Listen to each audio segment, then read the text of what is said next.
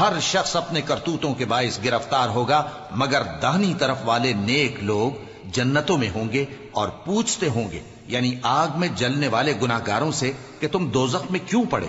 وہ جواب دیں گے کہ ہم نمازیوں میں شامل نہ ہوئے، اور نہ ہم فقیروں کو کھانا کھلاتے تھے، اور ہم بحث کرنے والوں کے ساتھ مل کر بحث کرتے تھے، اور روز جزا کو جھٹلاتے تھے، یہاں تک کہ ہمیں موت آ گئی۔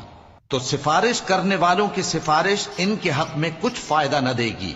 ان کو کیا ہوا ہے کہ نصیحت سے روگرداں ہو رہے ہیں؟ گویا گدھے ہیں کہ بدک جاتے ہیں، جو شیر سے ڈر کر بھاگ جاتے ہیں۔ اصل یہ ہے کہ ان میں سے ہر شخص یہ چاہتا ہے کہ اس کے پاس کھلی ہوئی کتاب آئے۔ ایسا ہرگز نہیں ہوگا۔ حقیقت یہ ہے کہ ان کو آخرت کا خوف ہی نہیں۔